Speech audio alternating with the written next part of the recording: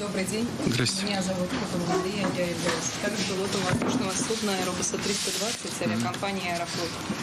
И вопрос мой касается текущей ситуации на Украине. Да. Мы все поддерживаем ваши действия, поддерживаем проведение спецоперации, которые сейчас там происходят. И, конечно, самый главный вопрос, который так или иначе задавал себе каждый из нас в последнее время, почему началась эта спецоперация, и неужели ее нельзя было избежать? Разумом мы понимаем и всячески поддерживаем ваши действия, но женское сердце наше неспокойно. За родных, за близких, за тех, кто остался на Украине. Мы знаем, что гражданское население не страдает, но все-таки скажите нам, успокойте нас, что ждет нас в конце этого пути? Чем должна закончиться военная операция на Украине? Спасибо. Я очень коротко, но все-таки вынужден начать, как в таких случаях говорят, с центра поля. Я сказал об этом при начале операции и говорил до того, как было принято это решение. Тяжелое решение, без всяких сомнений. В чем дело? Дело в том, что после государственного антиконституционного переворота на Украине, который активно поддерживался, к сожалению, западными странами, ну что греха таить, они же не скрывают это, прямо сказали, что затратили на это 5 миллиардов долларов. Пирожки там горячие раздавали на Майдане и так далее. А потом вместо того, чтобы вернуть ситуацию, даже если она вышла из-под контроля, даже если это так называемый эксцесс исполнителя, есть такое юридическое понятие, то есть планировали одно, сделали другое. Все равно могли и должны были бы вернуть эту ситуацию в политическое русло. Тем более, что накануне этого госпереворота приехали 3 министра иностранных дел в Киев в 2014 году и подписали с действующей властью тогда соглашение. И выступили в качестве гарантов этих договоренностей. О том, что ситуация будет развиваться в политическом русле. Нет, ничего подобного. Совершили госпереворот, поддержали тех, кто совершил госпереворот. А затем последовали известные события, связанные с Крымом и с юго-востоком Украины, с Донбассом, где люди не поддержали этот переворот. Крым, как известно, принял решение. Люди пришли на референдум и проголосовали вернуться в состав Российской Федерации. И естественно, мы не могли этого не поддержать. Тем более, что они подвергались опасности со стороны националистов и неофашистов. Я сейчас скажу, что есть полное подтверждение тому, что они тогда были правы. А потом начались события, или параллельно практически на Донбассе. К чему это привело?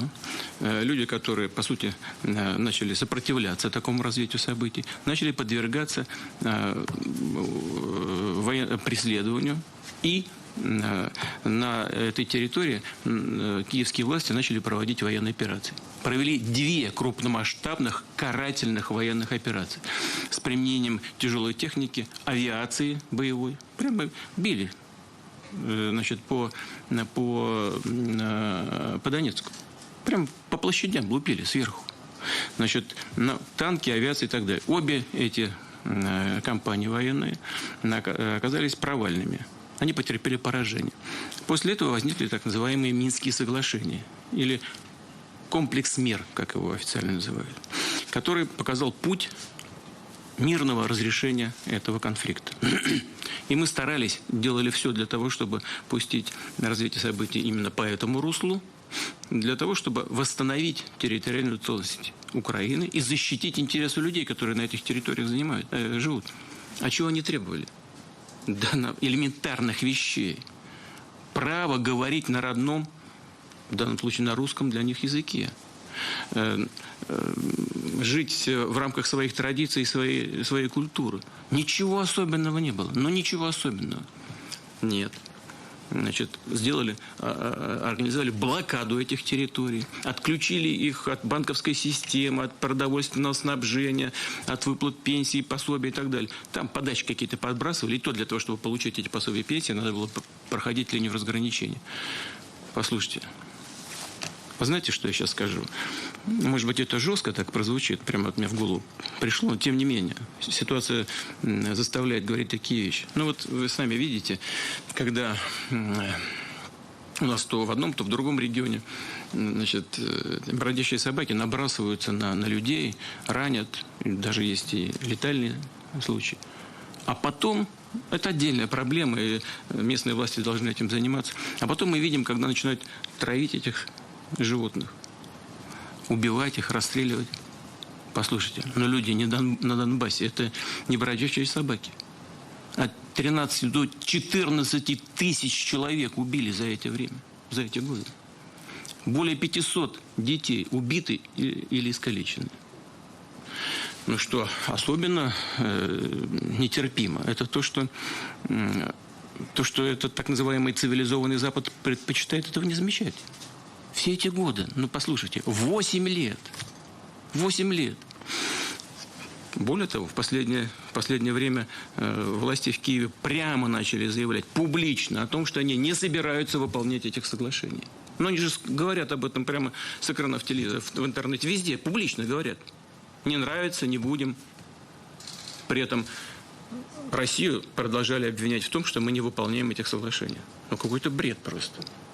Театр абсурда. То, что белое, говорят черное, а на черное, говорят белое. В последнее время еще хуже.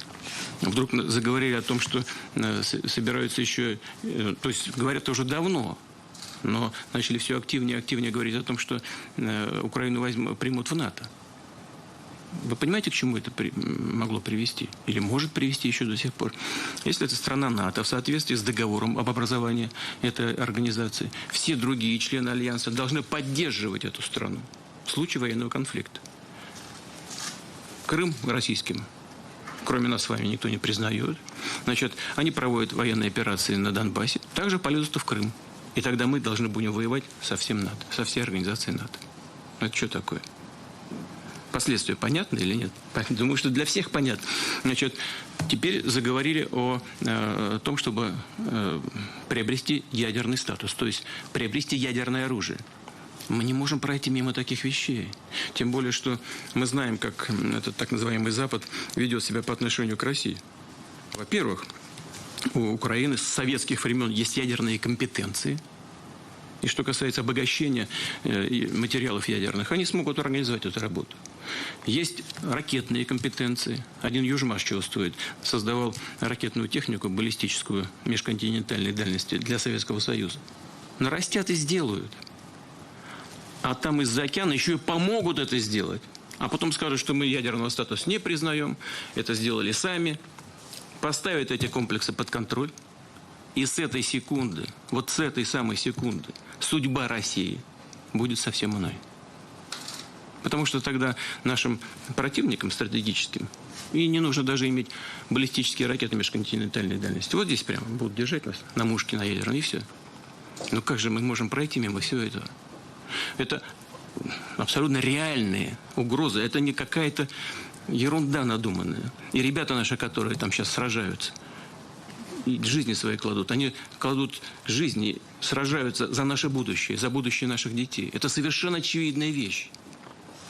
А люди, которые не хотят этого понять, особенно из числа сегодняшнего руководства, должны понять, что если дальше они будут продолжать делать то, что они делают, я уже тоже об этом говорил, они ставят вообще под вопрос будущность украинской государственности. И если это произойдет, это будет целиком и полностью на их совести. А что сейчас происходит? Я уже говорил о том, какие цели мы перед собой ставим. Первое, конечно, защитить людей, которые проживают на Донбассе. Каким способом? Путем демилитаризации и денацификации Украины. Придание нейтрального статуса. Почему? Потому что если нейтральный статус, то уже в НАТО не соберутся. А у них в Конституции записано, что они идут в НАТО. Вы понимаете? В Конституцию записали. Значит, что такое денацификация? Вот я с коллегами западными разговариваю. А чего такое? У вас тоже есть радикалы. Да, у нас есть. Но у нас нет в правительстве радикалов. И все признают, что там есть. Да, может быть, у нас есть какие-то придурки, которые со свастикой где-то бегают. Но разве мы поддерживаем это на правительственном уровне? Разве у нас ходят с факелами тысячи людей по столицам, или по Москве, либо по другим нашим региональным столицам, со свастикой и с этими факелами, как в 30-е годы в Германии? Разве это есть у нас? А там есть и поддерживается. Разве мы поддерживаем тех, кто убивал русских, евреев, там, даже тех же поляков во время войны? Разве мы делаем из них героев? А там делают. И то, что сейчас происходит, это тоже очень важно. Но вот смотрите, захватили в заложники иностранных граждан. Вот в Сумах, в Харькове свыше 6 тысяч молодых людей, студентов. Согнали на железнодорожный вокзал и держат уже 3-й сутки. Вы послушайте, 3-й сутки держат там ребят. Мы всем сказали. Донесли это до действующего руководства Украины. Да, конечно, сейчас все сделаем. Донесли до лидеров ведущих европейских стран. Я лично говорил. Да, сейчас повлияем. Сказали генеральному секретарю Организации Объединенных Наций. Да, сейчас разберемся. Никто ничего не делает. А еще хуже относятся к тем людям, которых сами считают своими гражданами. Просто, реально, впрямую прикрываются ими как живым щитом. Вот в Мариуполе. Вот сейчас, вот это происходит сейчас. Вот прямо, когда мы с вами сейчас разговариваем. Значит, позвонили из правительства, из Киева. Вышли на наших военнослужащих. Предоставьте коридоры для выхода граждан. Конечно, наши тут же отреагировали. Тут же. Приостановили даже боевые действия. Там все. Смотрели, что происходит. Не выпускают никого. Вы понимаете, что делают? Никого не выпускают. Прикрываются как живым щитом. Ну, кто это? Конечно, неонацисты. И мы фиксируем там уже наличие боевиков с Ближнего Востока, из некоторых европейских стран. Ну, мы знаем, речь их слышим в эфире. Принимают так называемые джихад-мобили, ну, то, что начиняют взрывчаткой автомобилей и гонят на войска.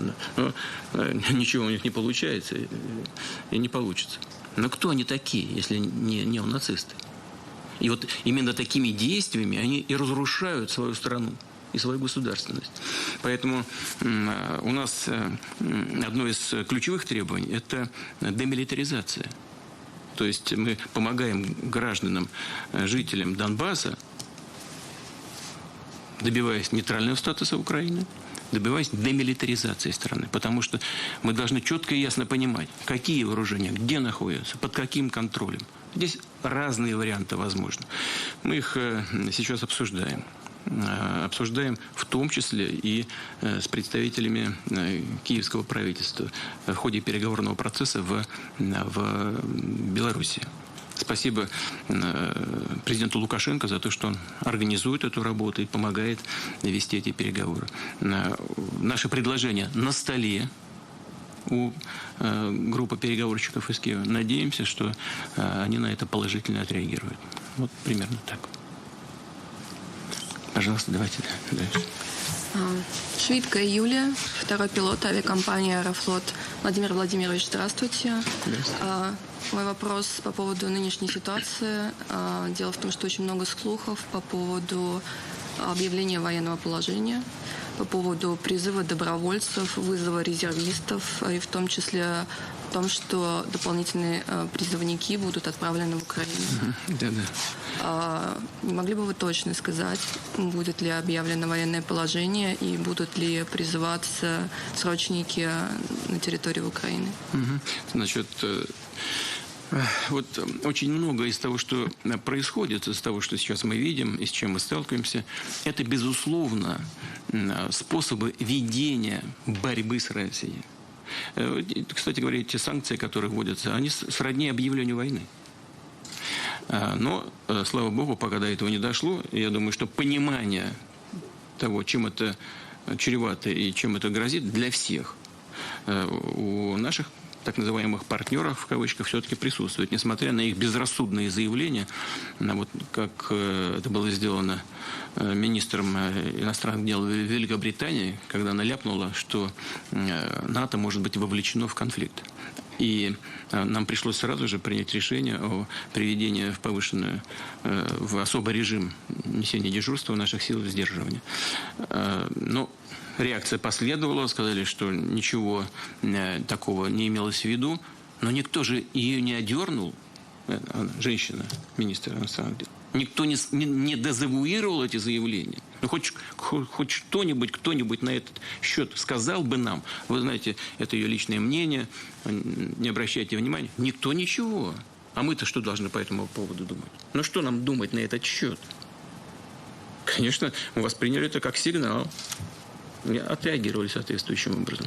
Значит, теперь на ваш вопрос непосредственно. Значит, по поводу добровольцев, призывников, военного положения и так далее. Военное положение вводится в стране в соответствии с законом по указу президента, и он должен быть подтвержден решением Совета Федерации в случае внешней агрессии. В том числе в конкретных районах проведения боевых действий. Но у нас такой ситуации нет, и, я надеюсь, не будет. Это первое. Второе, что касается значит, там, особого положения, несколько вариантов существует. Военное положение, потом, значит, вот это особое положение, оно вводится тоже указом и по решению Совета Федерации в случае каких-то крупномасштабных внутренних угроз. И есть еще один режим, режим чрезвычайной ситуации. Он, как правило, вводится регионально, может вводиться на всей территории страны, в случае техногенных катастроф, природных катаклизмов и так далее. Но, слава богу, такого тоже нет. Мы не планируем вводить никакого особого положения на территории Российской Федерации. Не планируем. Нет такой и необходимости сегодня. Значит, да, мы видим, что, как я уже сказал, предпринимаются попытки у нас общество раскачать. Кстати говоря, вот тоже подтверждение моих слов о том, что мы имеем дело не просто с радикалами, с неонацистами. Вот у нас люди ходят и высказывают свое мнение по поводу того, что им нравится или не нравится в действиях наших на Украине. А там, на Украине самой, тех, которые высказывают, выражают такие же позиции, как наши представители, так скажем, либеральной части нашего общества. У нас есть уже подтверждение. Там их просто хватают на улице сейчас и расстреливают. Ну, а сейчас вот спецслужбы наши подбирают эту информацию, потом просто расстреливают. У нас часть либеральной нашей интеллигенции ходит и протестует. А там таких же, точно таких же, кто хоть что-то говорит в отношении России, начали расстреливать прямо, без суда и следствия. Вот. Теперь по поводу, по поводу военного положения. Повторяю еще раз, вводятся случаи внешней агрессии, военной угрозы. Надеюсь, такого не произойдет, несмотря на безответственные заявления некоторых должностных лиц. Сейчас мы слышим, что нужно сделать бесполетную зону на территории Украины. Сделать это невозможно на самой территории Украины. Можно только с территории каких-то соседних государств. Но любое движение в этом направлении будет нами рассматриваться как участие в вооруженном конфликте той страны, с территории которой будут создаваться угрозы для наших военнослужащих. Мы в эту же секунду будем рассматривать их как участниками военного конфликта. И уже все равно, какими там членами они являются. Членами, извините, каких организаций. Вот. Значит, поэтому, надеюсь, понимание этого есть, и до этого тоже не дойдет. Значит,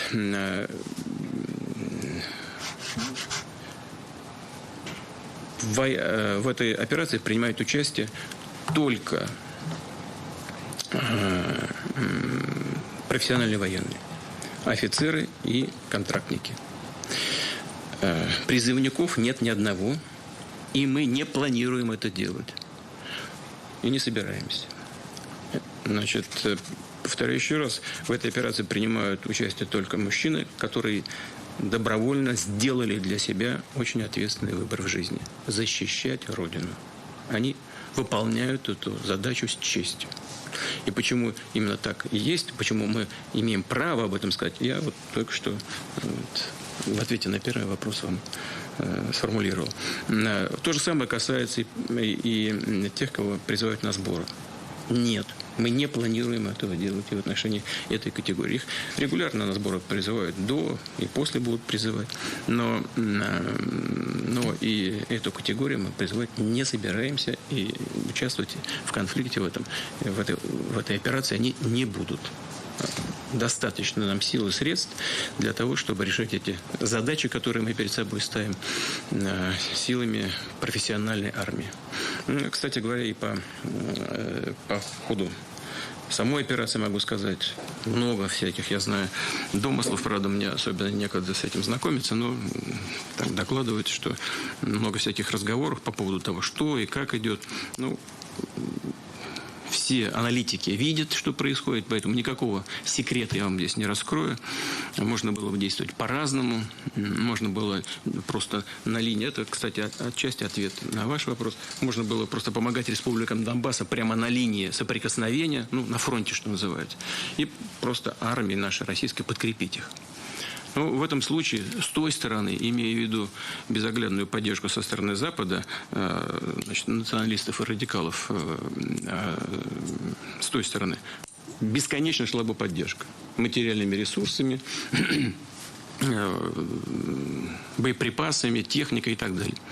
Поэтому наш генеральный штаб, Министерство обороны пошли другим путем. Первое, что сделали, уничтожили всю военную инфраструктуру.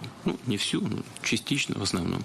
Склады с вооружением, боеприпасами, авиацию, системы ПВО. Системы ПВО, их устранение требует определенного времени, их нужно... Вы люди мирные, но все-таки к авиации имеете отношение, их нужно вскрыть, потом поразить. Практически эта работа завершена. Вот отсюда и требование закрыть небо. Это требование, реализация этого требования сопряжено с колоссальными и катастрофическими последствиями не только для Европы, но и для всего мира. Я думаю, что понимание этого у тех, кто на той стороне что-то там маркует, есть. Поэтому вот пошли вот этим путем абсолютно правильно, как оказалось.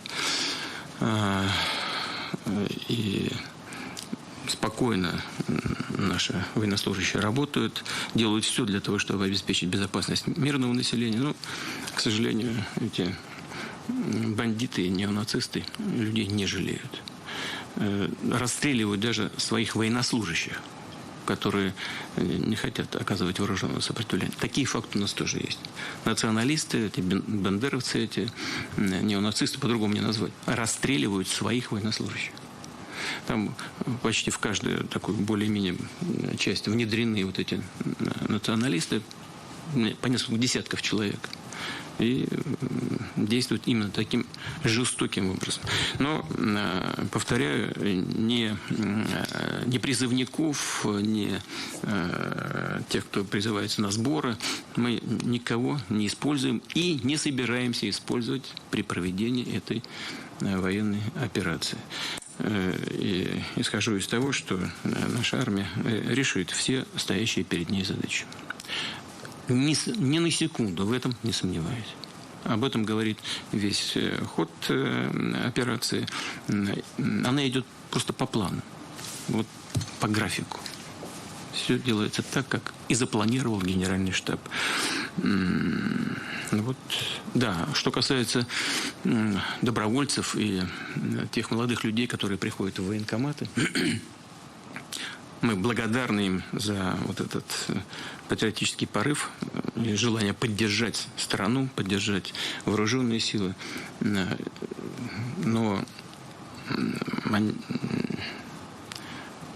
наверное, сам факт того, что они приходят, уже имеет значение. Но их помощь пока не требуется. И уверен, и не потребуется. Но поворачиваясь в камеру, они увидят и услышат, что я сейчас говорю. Спасибо.